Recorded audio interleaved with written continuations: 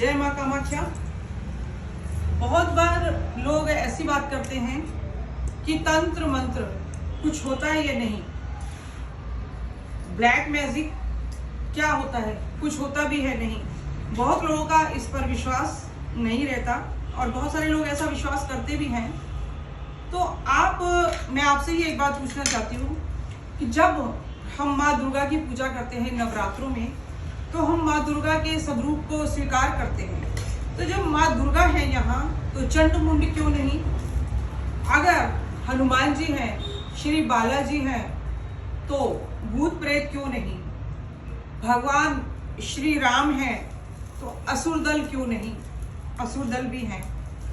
मेरे कहने का तात्पर्य और आपको समझाने का तात्पर्य ये है कि जो नेगेटिव शक्तियाँ होती हैं, जो बुरी शक्तियाँ होती हैं, वो बहुत ही प्रभावशाली होती हैं। पूजा पाठ से भी ज़्यादा तंत्र मंत्र ज़्यादा शक्तिशाली है। हमेशा ही युगों युगों से जो नेगेटिव शक्तियाँ हैं वो ज़्यादा प्रभावशाली हैं। भूत प्रेत पिशाच डाकिनी शाकिनी सभी यही विद्यमान है। आज हम जहाँ बैठे हैं इस वातावरण में भी बहुत सारी शक्तियाँ हैं, पॉजिटिव भी और नेगेटिव भी। अच्छी शक्तियाँ भी हैं जो हमारी रक्षा करती हैं। हमारे इष्ट देव हैं, भगवान हैं, बालाजी महाराज हैं, शंकर जी हैं, माँ दुर्गा हैं, वो हमारी रक्षा भी करती हैं। और उसके साथ साथ जो नेगेटिव शक्तियाँ हैं, किसी भी तरह की भूत बाधा, प्रेत बाधा, चुड़ैल, डाकिनी, शाकिनी, ये भी अपना अस्तित्व रखती हैं। यक्ष, आपने सुना ही हुआ, यक्ष का युधिष्ठिर से संवाद हुआ था। तो ये शक्तियाँ भी अपना पूरा प्रभाव रखती हैं।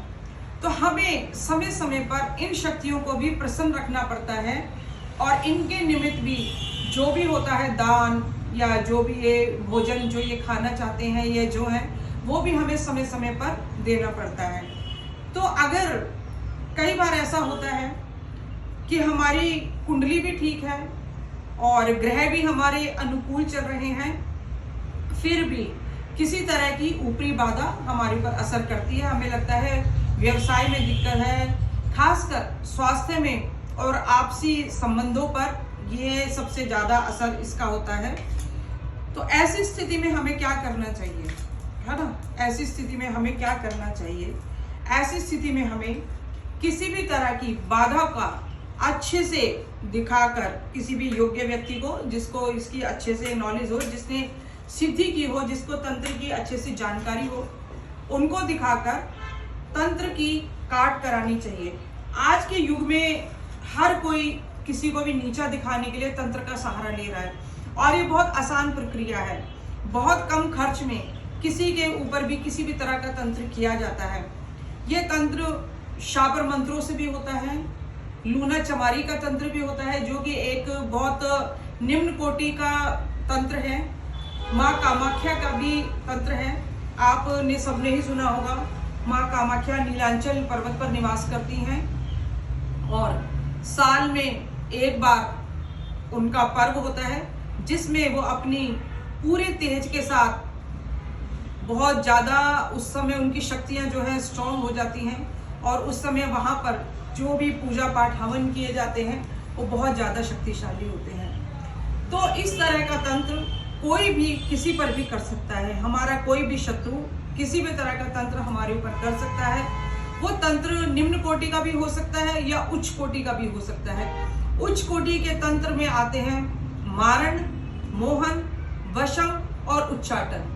मारण, मोहन, वश में करना और उच्चाटन, ये उच्च कोटि के तंत्र हैं। अब इनको कैसे किया गया है? तो साधक जब भी उसके पास कोई रोगी आता है तो साधक उसको देखकर या उसकी फोटो को देखकर ये निर्णय करता है कि इसके ऊपर जो तंत्र किया गया है वो किस तरह का तंत्र है, निम्न कोटि का है या उच्च कोटि का तंत्र है। और तंत्र जो है वो दक्षिण मार्गी है या वाम मार्गी है। जो दक्षिण मार्गी तंत्र है उसमें आता है जो हम मंत्रों के द्वारा करते हैं।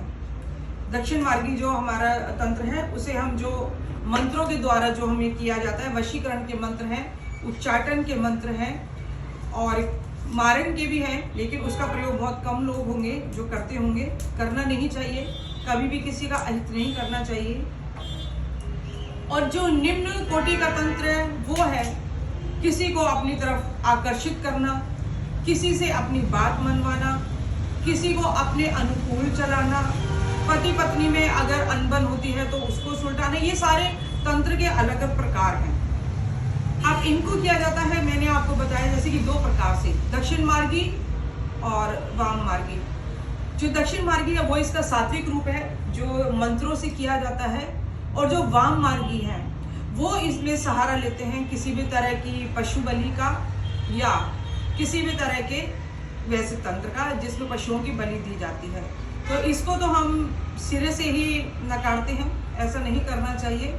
हमारे हिंदू धर्म में सभी तरह के मंत्र हैं, सभी तरह की शक्तियां हैं। इसी धरती पर, इसी भारत की धरती पर सभी तरह के तंत्र, सभी तरह की शक्तियां और सभी तरह के प्रयोग, दिव्य प्रयोग उपलब्ध हैं और सात्विक तरीके से वो किए जा सकते हैं बिना किसी को भी नुकसान पहुंचाए। तो यदि किसी को भी ऐसा लगता है कि कोई शक्ति उनके साथ है, हाँ देखिए, इसमें कभी कभी ऐसा होता है कि कुछ लोगों को स्वप्न में ऐसा दिखता है, स्वप्न में ऐसा एहसास होता है कि उनके साथ शायद कोई और व्यक्ति भी चल रहा है।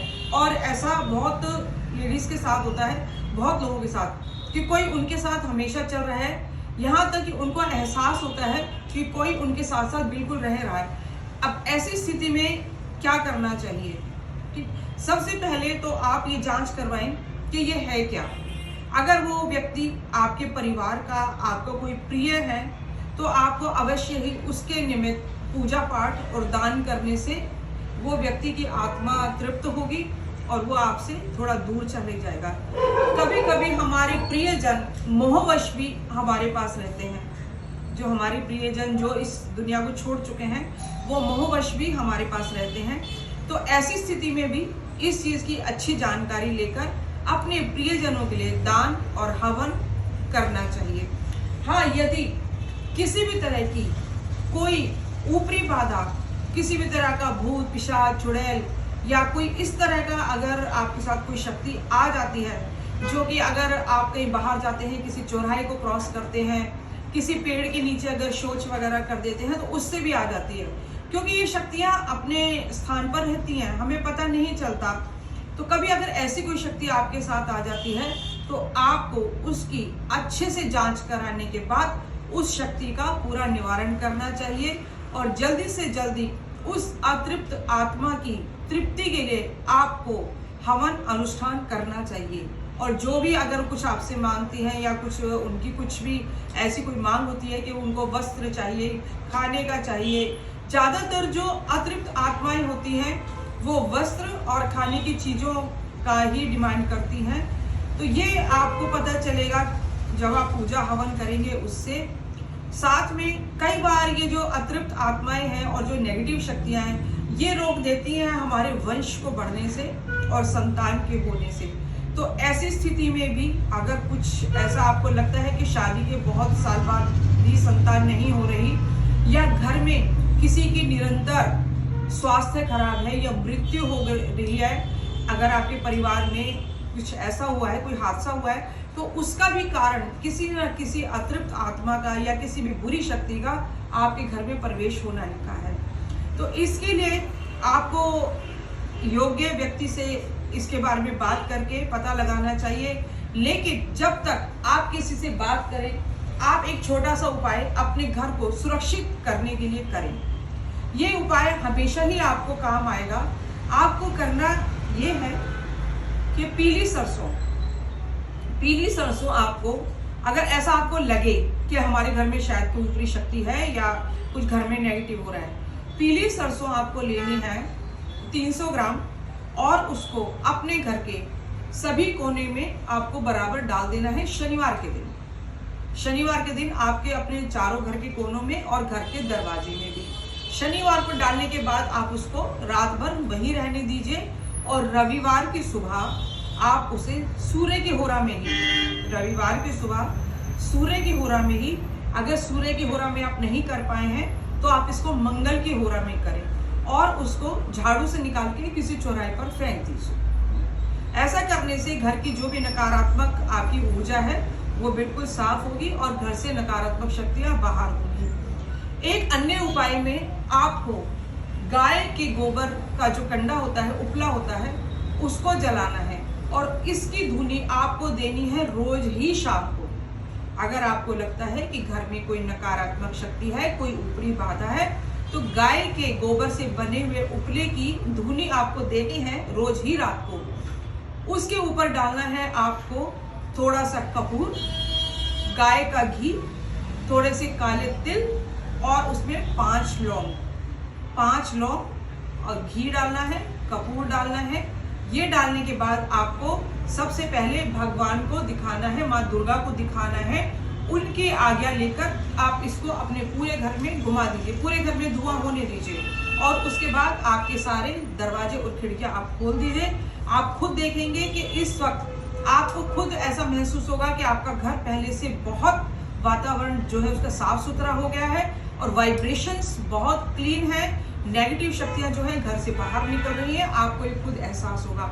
तो ये छोटे छोटे उपाय हैं। आप जब तक किसी आचार्य को दिखाकर जब तक पूरा इसका निवारण नहीं करते हैं, तब तक आप इन उपायों को तो आप जरूर कीजिए।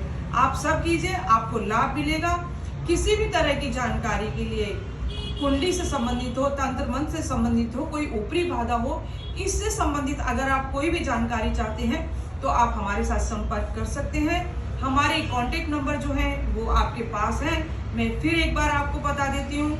हमारे नंबर है 9891819491। दूसरा नंबर है 8527654276।